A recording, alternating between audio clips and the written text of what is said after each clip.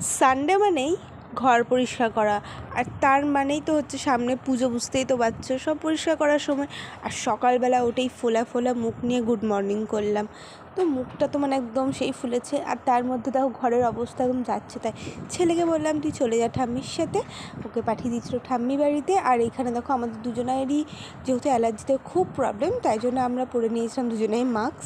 আর এখানে আমাদের ঘর ঝাড়া এত ভিডিও তো করাটা সম্ভব না, তাই জন্য আমি সঙ্গে সঙ্গে দেখো ঝাঁটমাটও দিয়ে নিচ্ছিলাম, তত তাড়াতাড়ি কাজ হয়। এই করতে করতে সকাল 6টা থেকে 9টা বেজে গেছে, মানে বুঝতে পারছো তো কতটা পরিমাণে সময় লেগেছে। আর এই সামনে পুজো, সব কিছু যদি পরিষ্কার না করি তাহলে কি হয়? এটাই তো পুজোর আসা একটা নতুন ব্যাপার। আর দেখো এখানে দেখো চা খেলাম, সকাল থেকে ব্রাশ করিনি, তো এখানে দেখো আমি ততক্ষণ হচ্ছে সকালবেলা উঠে আমি পুজোটাও এবার সেরে ফেলবো, একবারে স্নান করে ফ্রেশ হয়ে গেছিলাম। আর এই ফুলটা দেখো আমার গাছের জবা ফুল, বলতো কার কার এরকম কালারের জবা ফুল খুব ভালো লাগে। আমার বাড়িতে এই ফুলটা খুব সুন্দর হয়।